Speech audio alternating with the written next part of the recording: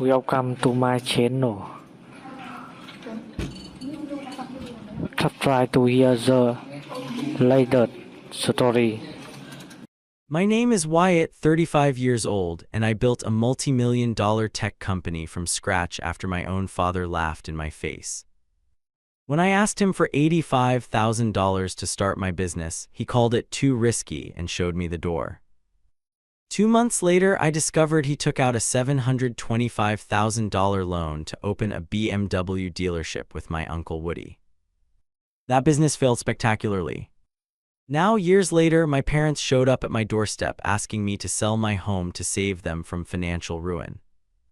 Before I continue with my story, let me know where you're watching from in the comments below. And if you haven't already, please hit that like button and subscribe to hear more stories about family betrayal and sweet, sweet karma. I grew up in a quiet middle-class neighborhood in Seattle during the 90s. Our house was nothing special, but it was comfortable enough. My father, Richard, worked as a loan officer at Seattle First National Bank. He wore the same 3 suits on rotation and carried a briefcase that made him feel important. Every dinner conversation revolved around his work, who got approved for what loan, which businesses were smart investments and which ones were foolish gambles. He had opinions about everything financial, and he made sure we all heard them. My mother, Elaine, worked part-time as a school secretary at the local elementary school.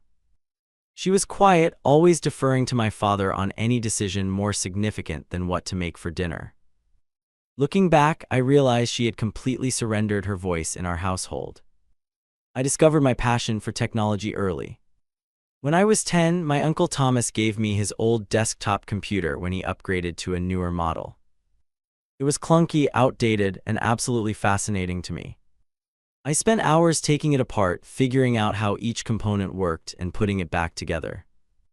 The first time I successfully reassembled it and turned it on, I felt a rush of accomplishment that I'd never experienced before. By 14, I had saved enough allowance money to build my own computer from parts I ordered online. My father thought it was a waste of money. "You could just buy one ready-made from the store," he complained. But I wanted to understand the machine from the inside out. "It's just a hobby, Richard," my mother would say, trying to defend me. "Hobbies don't pay the bills," he'd reply dismissively. During high school, I started fixing computers for neighbors.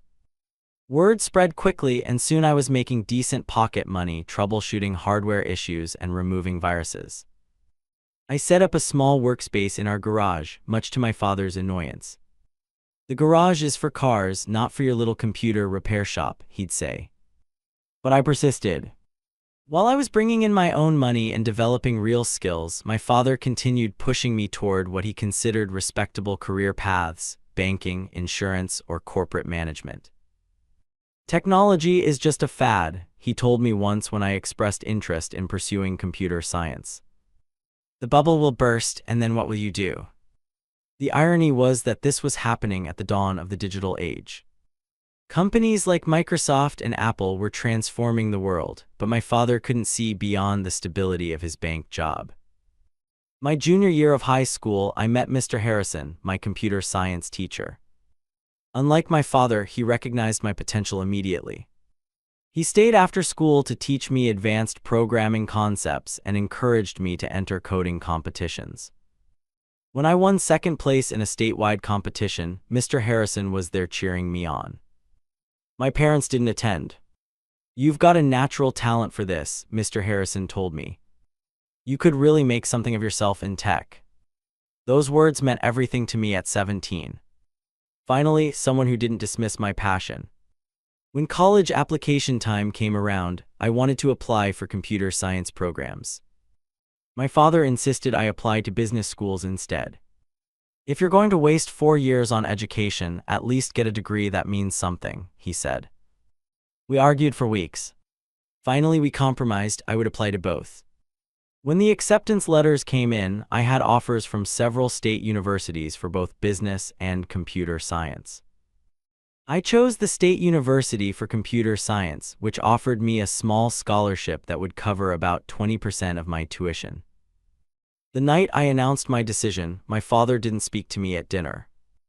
My mother squeezed my hand under the table, her silent way of supporting me without contradicting him. "You're making a mistake," he finally said as he left the table. "Don't come crying to me when you can't find a job with your computer degree." That moment crystallized something for me.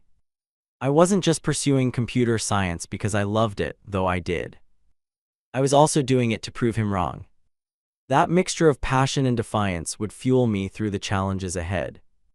As I packed for college that fall, I felt both excitement and apprehension.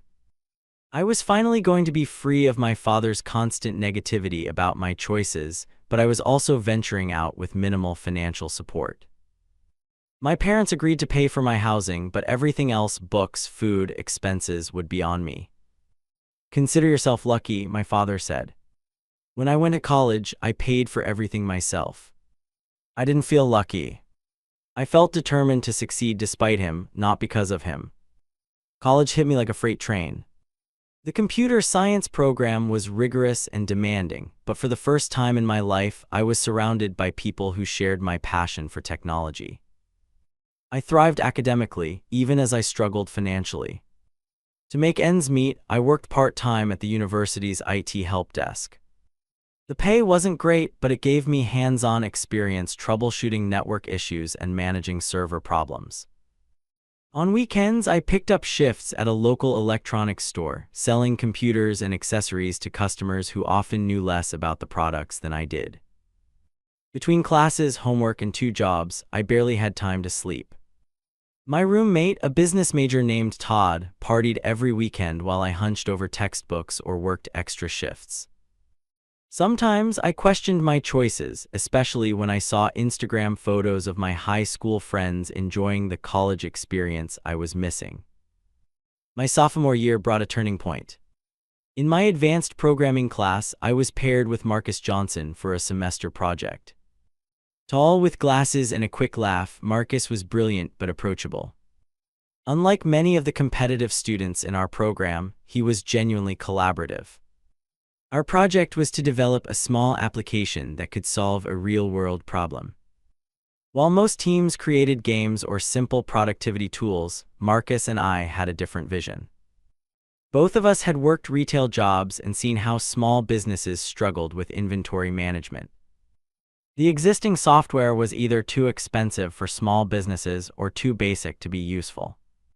"What if we created something in between?" Marcus suggested during one late-night coding session. "Something powerful but affordable."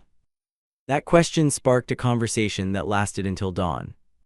By morning, we had outlined the basic framework for what would eventually become Inventory Pro, though we didn't have the name yet.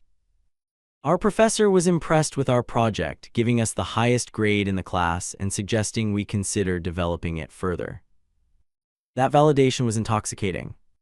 Throughout junior year, Marcus and I continued refining our idea between classes and jobs. We spent countless hours in the computer lab, fueled by vending machine snacks and cheap coffee. We taught ourselves database architecture, user experience design, and cloud infrastructure, skills beyond what our formal education covered. By senior year, we had a working prototype. We convinced 3 local businesses to test our software for free: a bookstore, a bike shop, and a small electronics retailer. Their feedback was invaluable and surprisingly positive. "This is exactly what we need," the bookstore owner told us. "The big inventory systems cost a fortune, but yours does everything we want, and it's simple enough that my staff can learn it quickly." As graduation approached, Marcus and I faced a critical decision. We both had job offers from established tech companies, good positions with decent starting salaries and benefits. The safe choice was obvious. Take the jobs, build some experience and savings, maybe work on our idea on the side. But we both knew that approach would likely mean our idea would never fully launch. Corporate jobs would consume our time and energy, and our software would remain just a promising student project. "What if we go all in?" Marcus asked one night. We were sitting on the rooftop of his apartment building, looking out at the city lights. "What if we turn down the jobs and try to make this happen for real?" It was terrifying to consider, but also exhilarating. We spent weeks analyzing the risks and potential rewards, creating business plans, and calculating exactly how much runway we would need to get our company off the ground. The number we arrived at was $85,000. That would cover basic living expenses for both of us for a year, plus server costs, legal fees to establish the company, and a minimal marketing budget. Marcus's parents were supportive but couldn't contribute financially. They were public school teachers who had already stretched themselves thin putting him through college. My parents had more resources, especially my father with his banking connections. Plus, he was always talking about entrepreneurship and investment opportunities. Surely he would see the potential in our idea. With graduation behind us and job offers requiring responses, we needed to secure funding quickly. Marcus's job offer had a 2-week deadline. Mine had only 10 days. Time was running out for our dream. I practiced my pitch obsessively. I created detailed financial projections, market analyses, and a comprehensive business plan. I could answer any question about our software, our target market, or our growth strategy. I was ready to convince my father that this wasn't just a pipe dream but a calculated risk with tremendous upside potential. Looking back, I realized I was naive. I thought logical arguments and solid planning would win him over. I didn't understand that his rejection had nothing to do with the quality of my business plan and everything to do with his perception of me. In his eyes, I would always be a kid playing with computers, not a serious entrepreneur worthy of investment. But at 22, fresh out of college with honors and brimming with confidence, I believed I could change his mind.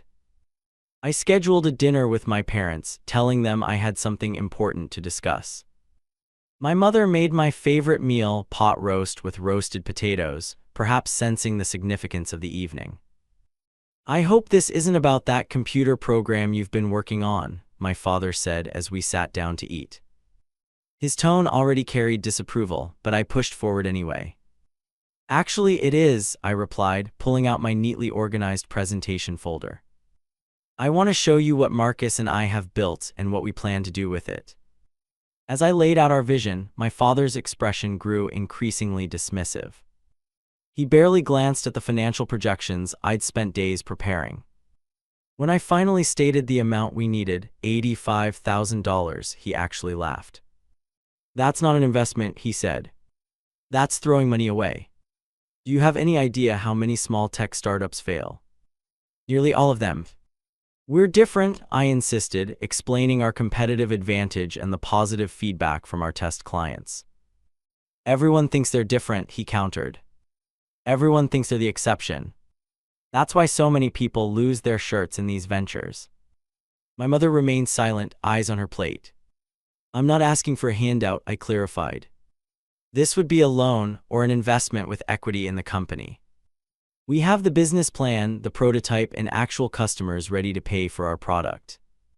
"Listen," my father said, pushing aside my carefully prepared materials. "I've been in banking for 25 years. I know what makes a good investment. This isn't it. You're young, you don't have experience. Take the job offer, learn how business actually works, and save your own money if you want to play entrepreneur later." His dismissive tone cut deep. This wasn't just about money, it was about him not believing in me, not seeing my potential, not respecting the work I'd put into developing something real. "Richard," my mother finally spoke up. "Maybe we should at least look at Wyatt's business plan." "There's nothing to look at," he interrupted. "It's too risky, period. I'm not throwing away our retirement on his computer hobby." Those words, computer hobby, revealed everything. After 4 years of college, countless hours of development, and validation from actual businesses willing to pay for our product, he still saw my passion as nothing more than a child's hobby. I gathered my materials and stood up. "Thanks for dinner, Mom," I said. I couldn't bring myself to say anything to my father. As I walked to my car, my father called after me. "You'll thank me someday for not letting you make this mistake." I drove away knowing 2 things with absolute certainty. I would find a way to launch our company without his help, and when I succeeded, he would never share in that victory. The drive home from my parents' house that night was a blur of anger and determination. Rain pounded against my windshield, matching the storm inside me. I pulled over at a 24-hour diner, ordered coffee, and called Marcus. He said no, I told him when he answered. Actually, he laughed and called it a hobby. Marcus was silent for a moment. That's rough, man. I'm sorry. What do we do now? I asked, stirring sugar into my coffee without drinking it. The deadline for your job offer is next week. We figure something out, Marcus said firmly. Your dad isn't the only source of money in the world. That conversation marked the beginning of the hardest period of my life, but also the most formative. We declined our job offers and committed to making our startup work, even without the funding we had hoped for. The rejection from my father wasn't just a financial setback, it was deeply personal. For days afterward, I replayed the dinner conversation in my head, thinking of all the things I should have said. I waited for my mother to call to offer some words of support or explanation, but she never did. Her silence felt like another betrayal. Marcus and I moved into a tiny one-bedroom apartment to save on rent. He took the bedroom. I slept on a futon in the living room. We picked up freelance web development work to pay the bills while building our software nights and weekends. Our meals consisted mainly of ramen, rice, and whatever protein was on sale at the grocery store. Every morning, I woke up with my father's words echoing in my head. Too risky, computer hobby, you'll thank me someday. Each time I channeled that anger into productivity. I would prove him wrong through success, not arguments. We reached out to every potential investor we could find, angel investors, small venture capital firms, even local business owners who might see value in our product. We were rejected dozens of times, often without even getting a chance to demo our software. Come back when you have paying customers, they would say, not realizing the catch-22. We needed funding to properly launch and get customers, but couldn't get funding without customers. 2 weeks after my father's rejection, I called my mother when I knew my father would be at work. Are you eating enough? She asked immediately. I'm fine, Mom, I replied, though I had lost 10 pounds since graduation. I was wondering if you talked to Dad about our conversation. She sighed. He's made up his mind, Wyatt. You know how he gets. But do you agree with him? I pressed. Do you also think what I'm doing is just a hobby? I don't understand all the computer stuff, she admitted. But I know how hard you've worked. I can't go against your father on this. Her answer wasn't surprising, but it still stung. My mother had always been caught between supporting me and avoiding my father's displeasure. Once again, she was choosing the path of least resistance. The distance between my parents and me grew. Our weekly calls became monthly, then sporadic. When we did talk, we avoided any mention of my business or their finances. Surface-level conversations about weather and health replaced any meaningful communication. Meanwhile, Marcus and I were working ourselves to exhaustion. We took on more freelance work, sometimes staying up for 36 hours straight to meet client deadlines while still developing our software. We cut every possible expense. I sold my car and used public transportation. We turned down the heat in our apartment and wore layers indoors during the winter. There were moments of doubt, usually around 3 in the morning, when I'd be staring at code through bleary eyes, wondering if my father had been right. Maybe this was too risky. Maybe we were foolish to turn down good job offers for this uncertain path. During one particularly low point, I almost called my father to admit defeat. I actually had the phone in my hand, his number on the screen. But then I remembered the dismissive way he had pushed aside my business plan without even reading it, and my resolve hardened again. We just need one break, Marcus would say whenever we felt discouraged. One client who loves the product and tells others. Despite the financial strain and exhaustion, our software was improving daily. We were creating something genuinely useful, something that could help thousands of small businesses manage their inventory more efficiently. That knowledge kept us going when nothing else could. 6 months after my father's rejection, we secured our first paying client, a local furniture store struggling with inventory management across 3 locations.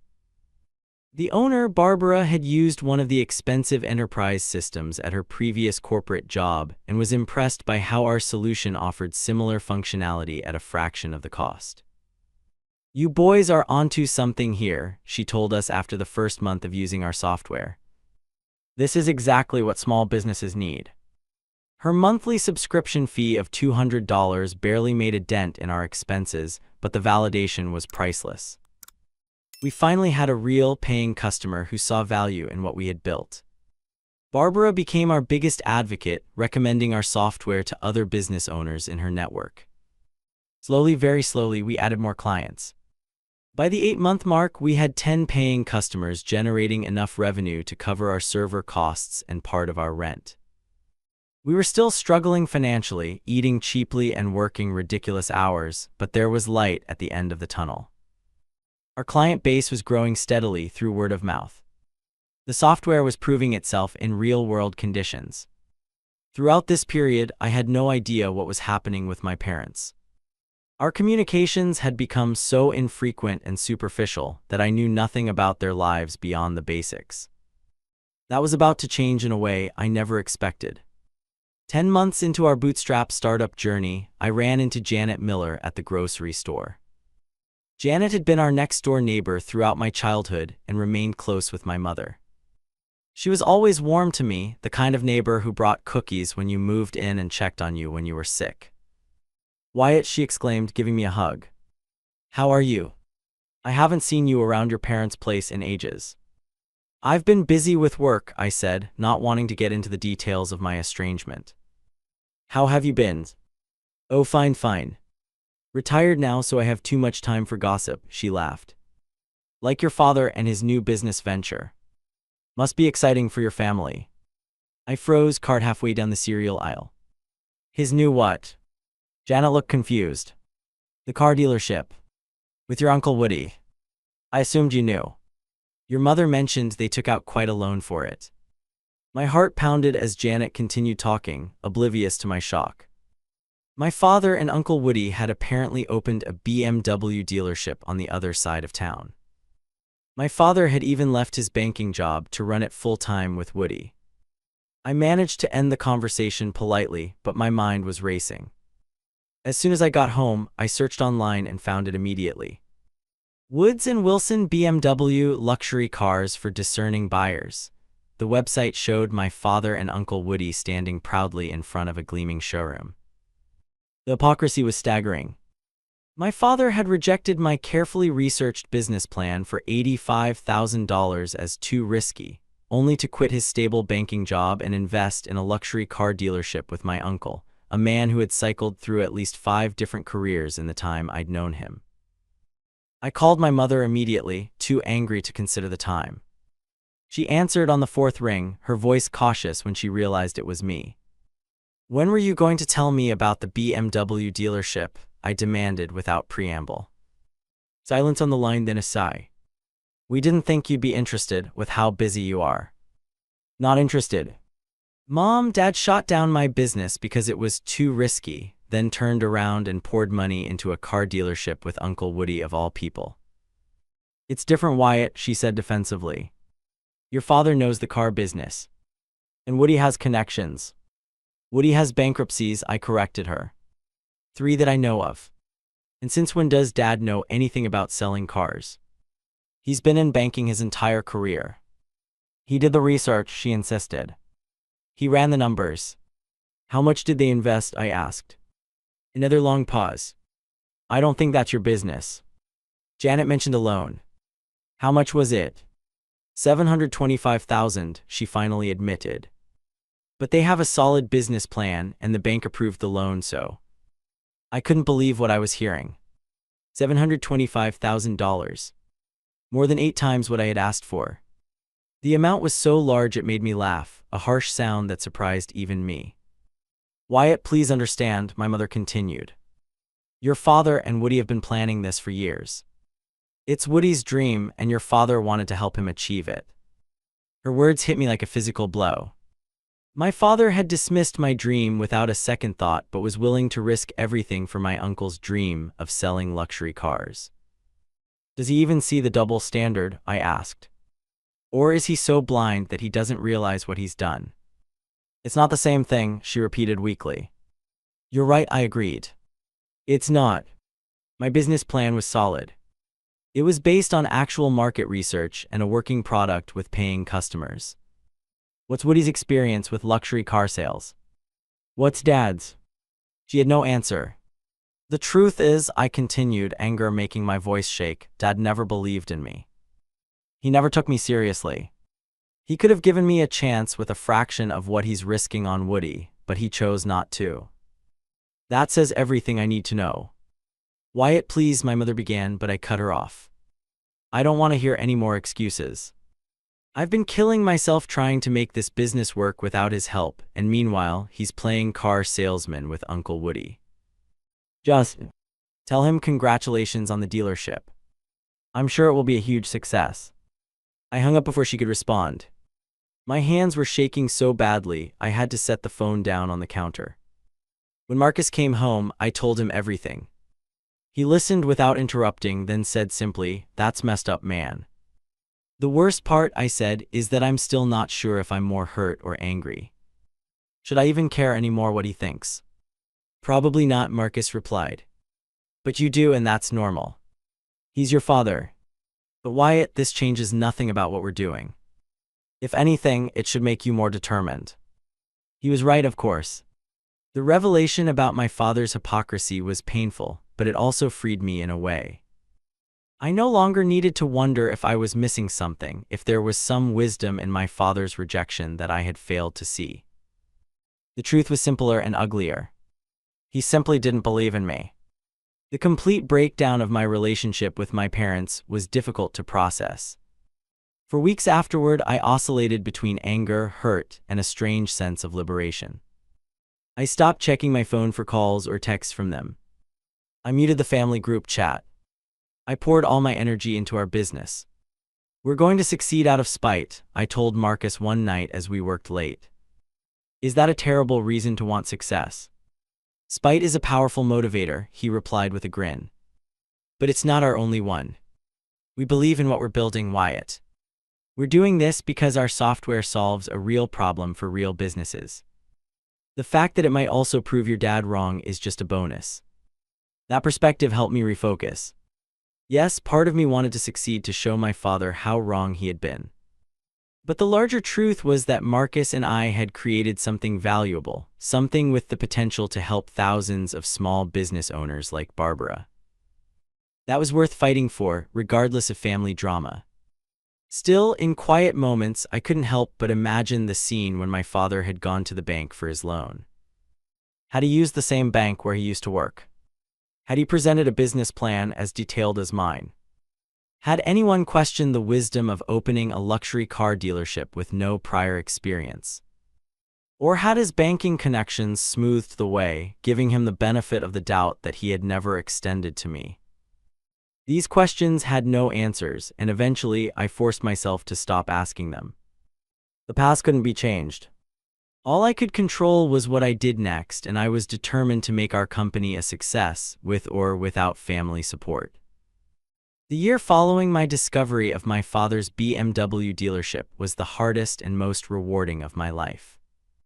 Marcus and I lived on the edge financially, sometimes wondering if we would make rent, yet our business was slowly gaining traction. We continued our grueling schedule, freelance web development by day to pay bills, building our product by night.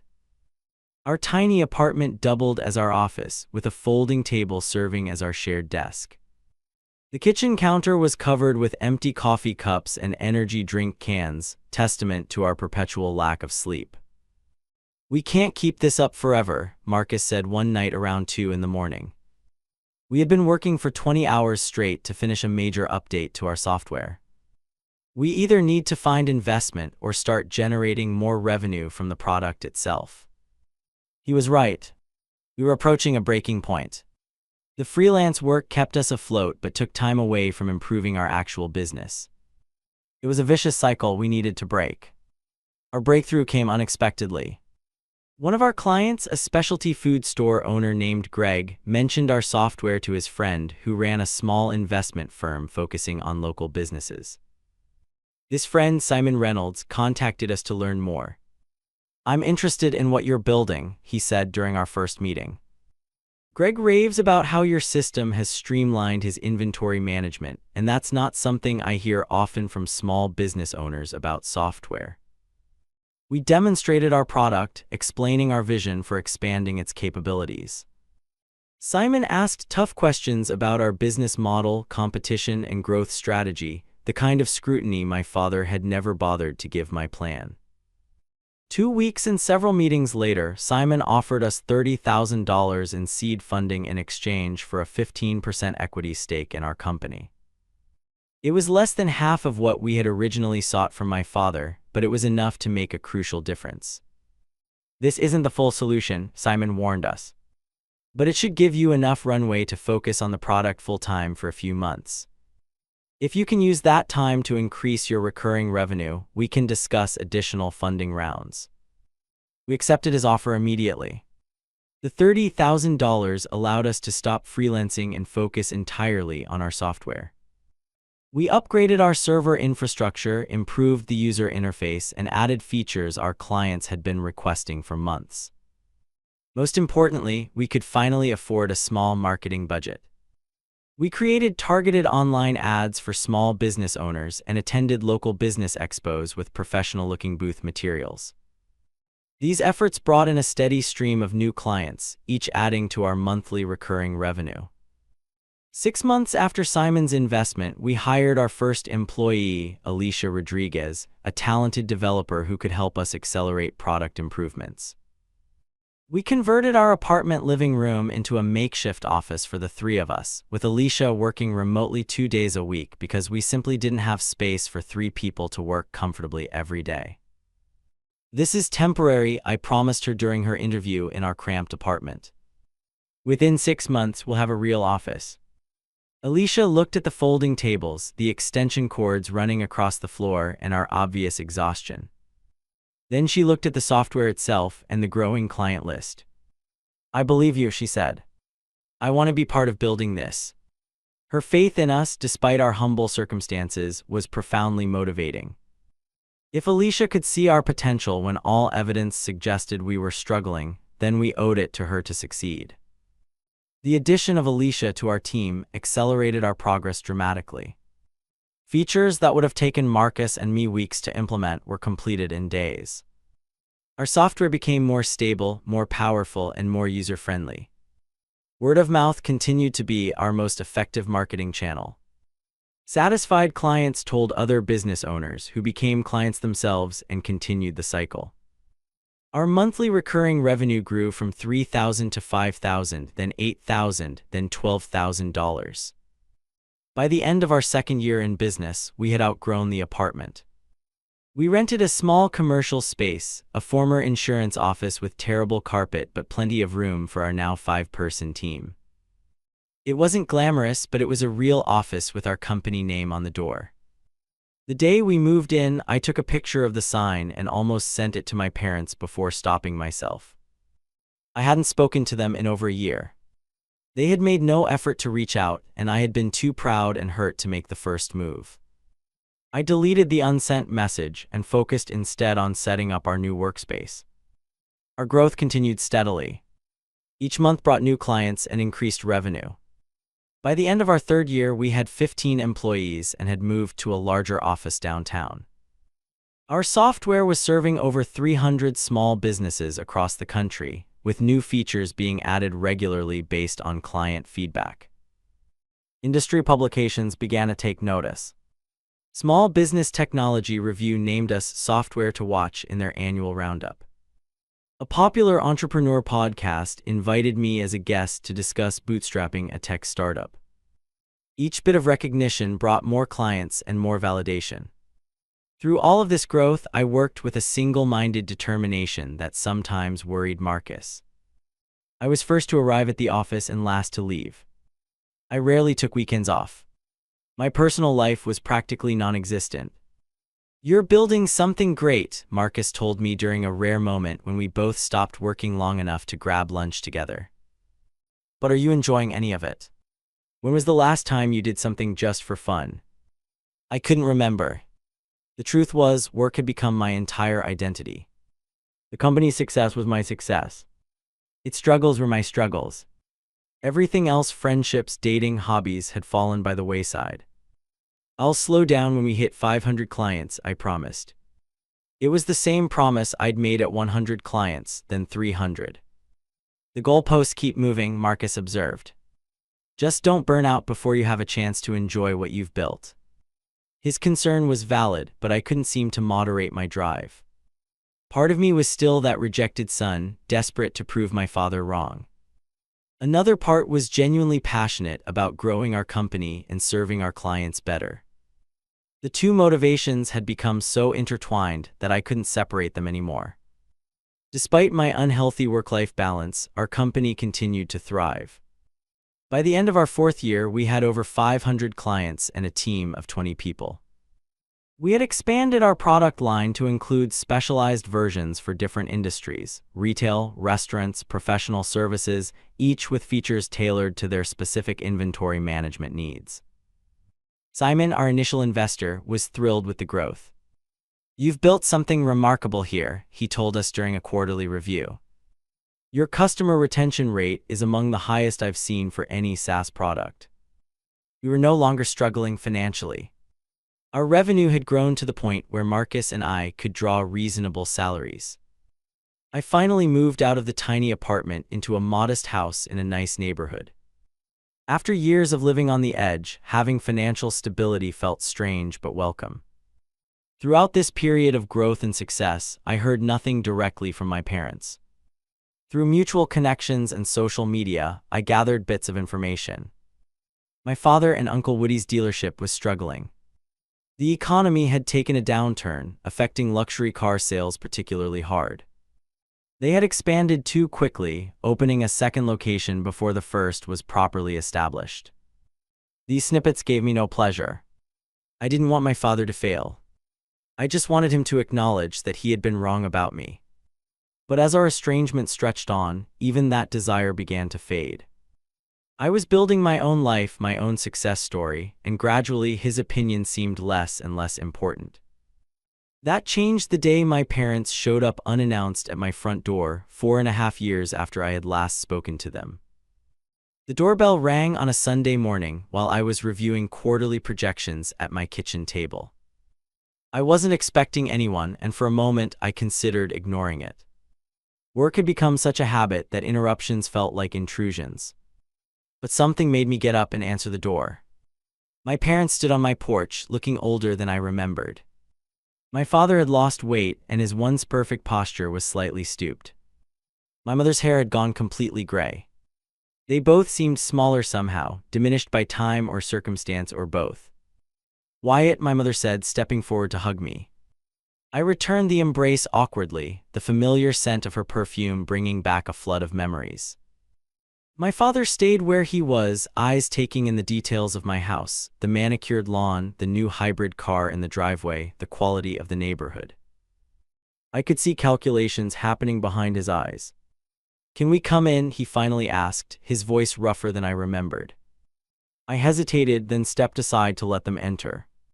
The living room felt suddenly foreign with them in it, as if two different realities were colliding. They sat on the edge of my sofa, looking uncomfortable. "Nice place," my father commented, glancing at the large windows and hardwood floors.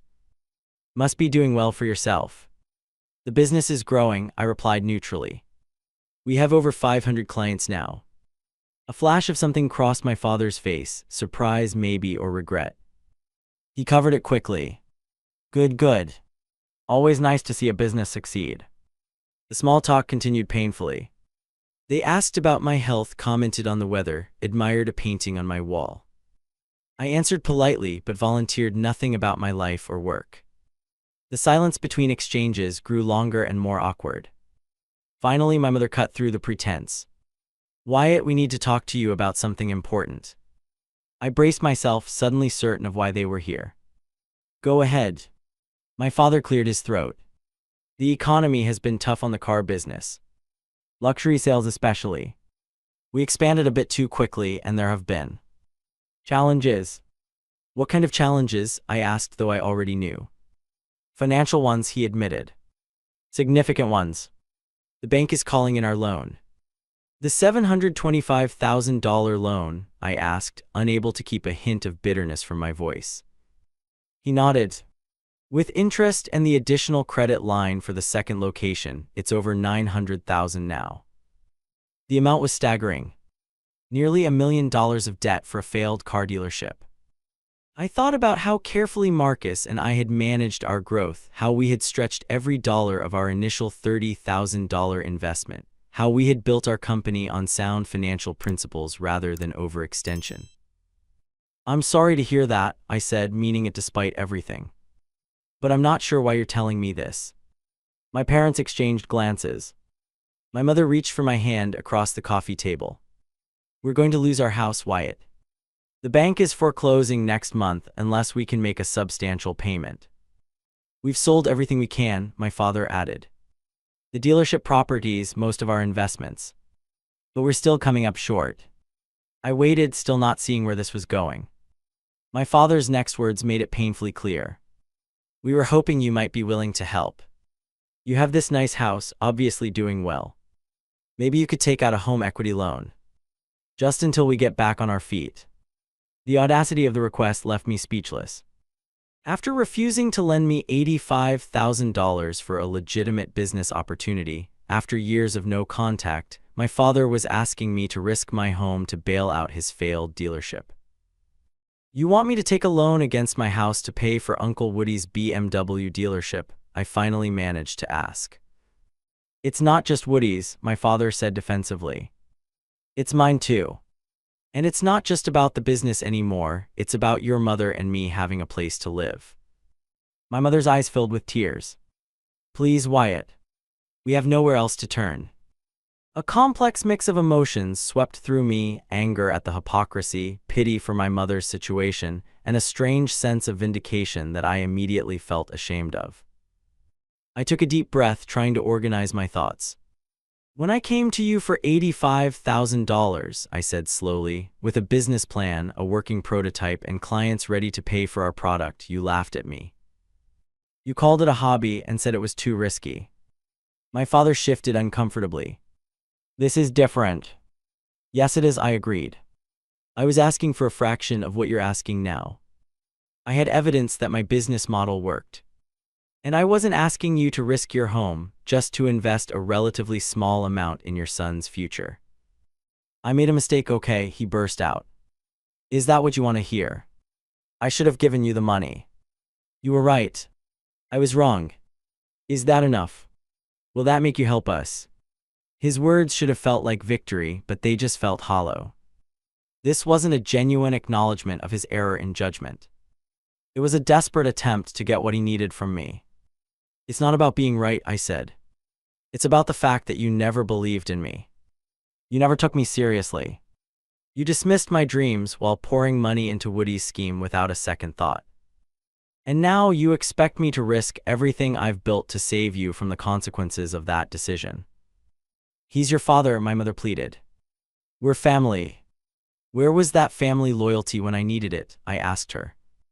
Where were you when he rejected me without even looking at my business plan? Did you stand up for me then? She looked down, unable to meet my eyes. I worked 80-hour weeks for years, I continued.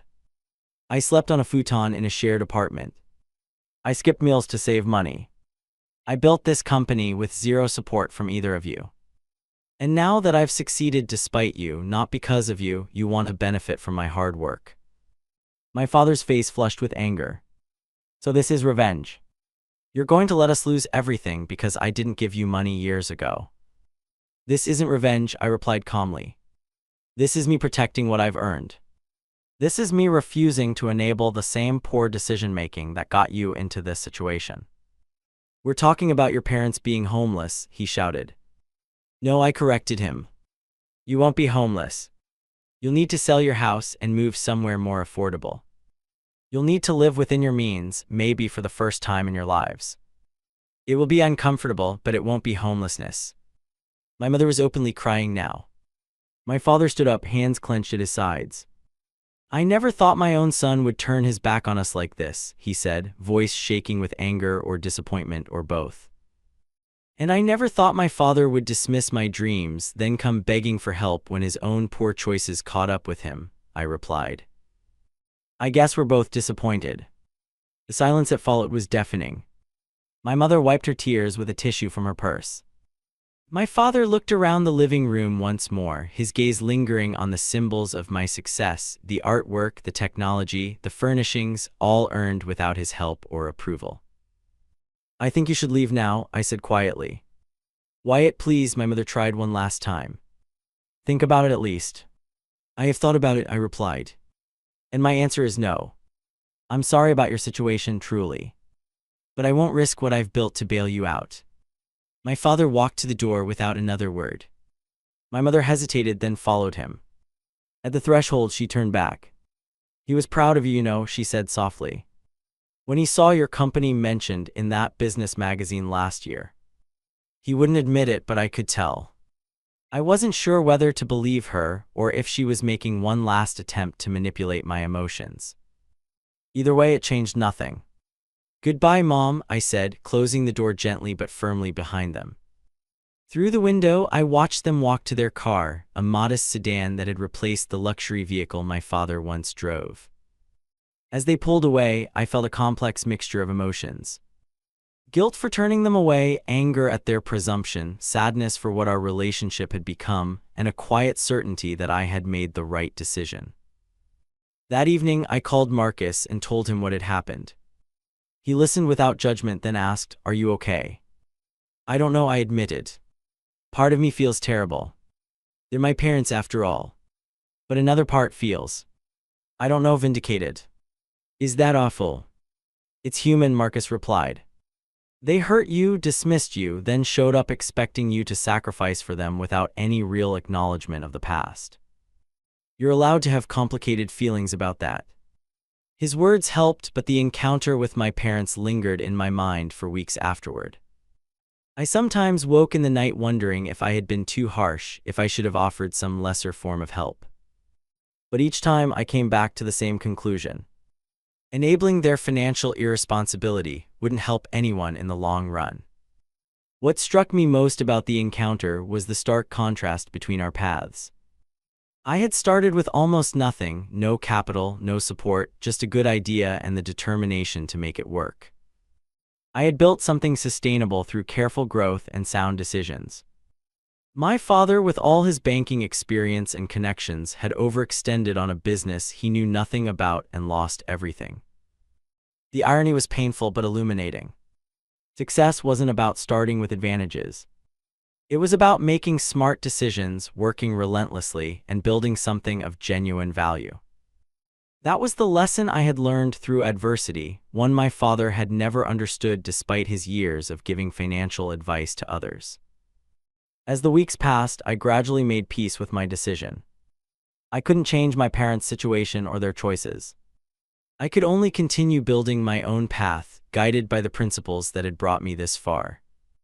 5 years passed after that confrontation on my doorstep.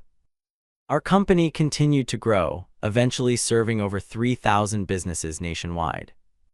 We expanded our team to 60 employees and moved into an entire floor of a downtown office building. Industry publications regularly featured our success story, and I occasionally spoke at tech conferences about bootstrapping a SaaS company to profitability.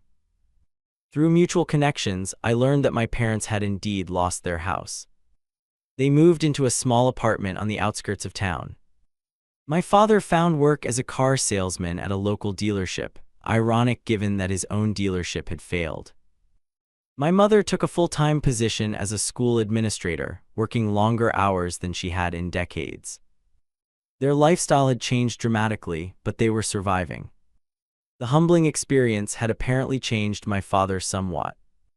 According to family friends, he was less boastful, less quick to offer financial advice to others. Perhaps losing everything had taught him the lesson he had never learned during his banking career: that success is fragile and arrogance precedes a fall. I occasionally thought about reaching out to them, especially my mother. But each time I considered it, I remembered how completely they had dismissed my ambitions, how easily my father had rejected me while supporting my uncle's doomed venture. The wound had scarred over, but it hadn't fully healed. The success of our company brought its own challenges and rewards. Marcus and I faced decisions about whether to raise additional capital for faster growth or continue our sustainable, profitable approach. We debated potential acquisition offers from larger tech companies. We navigated the difficulties of maintaining our company culture as we grew beyond the point where I knew every employee personally. Throughout these challenges, I found myself becoming a different kind of leader than my father had been. Where he had been dismissive of others' ideas, I tried to listen. Where he had been rigid in his thinking, I tried to remain open to innovation. Where he had thrown money at his friend's dream while ignoring his son's, I invested in promising employees and their initiatives. Perhaps the most significant change in my life during these years was meeting Sarah at a tech industry event. Smart, compassionate, and refreshingly direct, she saw through my workaholic tendencies to the wounded person beneath. "You've built an impressive company," she told me during our third date. "But I'm more interested in who you are beyond that." That question, who I was beyond my work, forced me to confront how much of my identity had become wrapped up in proving my father wrong. Success as revenge had driven me for years, but it was a hollow motivation for a fulfilling life. With Sarah's gentle encouragement, I began to develop interests outside work. I took weekends off for the first time in years. I learned to rock climb, discovered a love for cooking, and volunteered mentoring young entrepreneurs from disadvantaged backgrounds.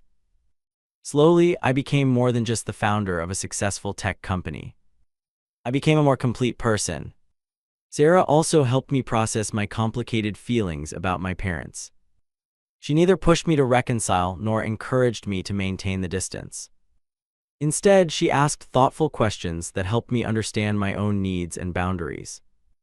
"Forgiveness doesn't mean you have to let them back into your life," she pointed out. "It's something you do for yourself to release the anger that's been driving you." That perspective shifted something fundamental in me. I realized I could forgive my father's limitations without excusing his behavior. I could acknowledge the pain he had caused without letting it continue to shape my decisions. Most importantly, I could succeed for myself rather than to prove him wrong. 3 years into our relationship, Sarah and I married in a small ceremony with close friends. Marcus was my best man, making a toast that referenced our early days sleeping in a tiny apartment and eating ramen noodles while building our company. "I knew even then," he said, "that Wyatt's determination would lead to something extraordinary, though I think finding Sarah has been his best success yet." On our first anniversary, Sarah and I discussed starting a family. The prospect of becoming a father myself brought my relationship with my own father into sharp focus. What kind of parent would I be? Would I make the same mistakes? How could I ensure my children felt supported in pursuing their dreams, even if those dreams differed from my expectations? As I wrestled with these questions, life brought an unexpected encounter. While shopping at a grocery store across town, I literally bumped carts with my father in the produce section. We both froze, recognition and awkwardness hanging in the air between us. He looked older, grayer, the confident posture of the bank loan officer completely gone. He wore inexpensive clothes, a far cry from the tailored suits he once favored. But the most striking change was in his eyes. The arrogance had been replaced by something that looked like humility. "Wyatt," he said after a moment. "It's been a while." "Yes," I agreed. "How are you and Mom doing?" "Managing," he replied. "Your mother's working full-time now." "I'm selling Hondas at Peterson's dealership." He attempted a smile. "Not quite the luxury car business I planned on." "I heard about that," I said. "I'm sorry things didn't work out." He nodded, eyes dropping to the contents of my cart, ingredients for a special dinner I was preparing for Sarah. "And you? Still running your software company?" "Yes. We're doing well." An awkward silence followed. Other shoppers moved around us, oblivious to the weight of our history. "I was wrong," he said, suddenly looking back up at me. "About your business idea. About you." I should have supported you back then. The words I had wanted to hear for so long landed with less impact than I had imagined. They didn't erase the years of struggle or heal the relationship instantaneously. But they were a start, an acknowledgement that had been long overdue. Thank you for saying that, I replied simply. Your mother misses you, he added. We both do. But I understand why you've kept your distance. I nodded, unsure what to say. Part of me wanted to maintain the walls I had built. Another part recognized the opportunity for some kind of resolution. I'm married now, I told him.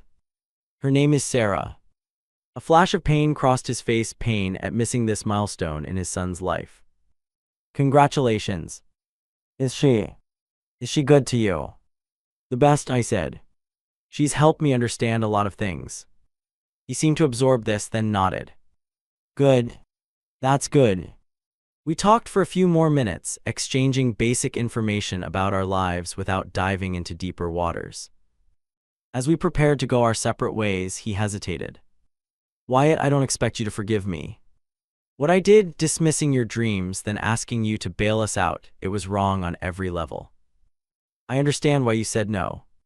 I would have done the same in your position. His admission surprised me. The father I knew would never have acknowledged such a failure of judgment. Maybe someday, he continued, if you're willing, we could have coffee. Just to talk. No expectations. I considered his offer. The hurt hadn't disappeared, but it had diminished over time. And there was something to be said for closure, for properly ending one chapter before fully embracing the next. Maybe, I replied. I'll think about it. We parted without promises or grand reconciliations. Just a quiet acknowledgement of past wounds and the possibility, however slight, of a different future relationship. As I drove home with my groceries, I reflected on how far I had come from the rejected son seeking funding for his startup. The journey had been harder than necessary because of my father's lack of support, but perhaps that very adversity had forged strengths I might otherwise never have developed. The determination, resourcefulness, and resilience that had built our company had all been enhanced by the need to succeed without a safety net. That evening, as Sarah and I enjoyed the dinner I had prepared, I told her about the encounter. How do you feel about possibly reconnecting with them? She asked. Uncertain, I admitted. Part of me thinks it's not worth reopening old wounds. Another part wonders if there's something healing in creating a new relationship as adults, separate from our painful history. There's no rush to decide, she reminded me. And whatever you choose, I support you. Her words reminded me of what had been missing from my relationship with my parents, unconditional support. Not blind agreement with every decision, but fundamental belief in my worth and potential. That was the foundation I would build if we decided to have children of our own. The journey from rejected son to successful entrepreneur had taught me countless lessons. About business, about relationships, about myself. I had learned that true success isn't measured by bank accounts or recognition, but by integrity, purpose, and the quality of connections we build with others.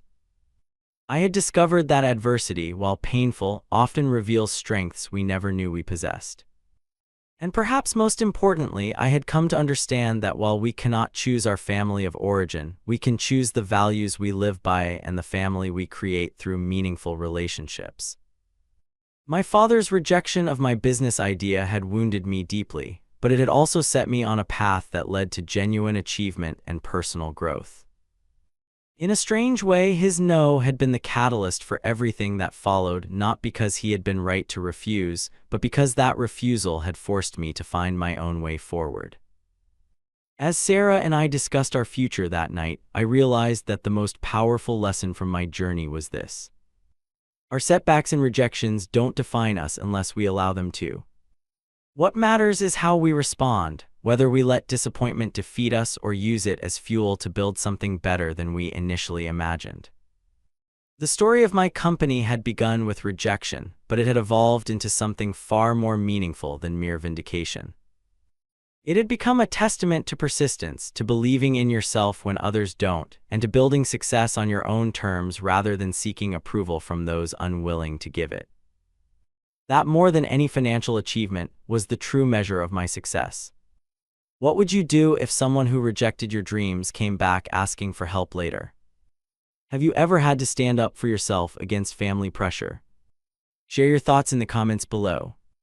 And if this story resonated with you, please like, subscribe, and share it with someone who might need to hear that their dreams are worth pursuing, even when facing doubters.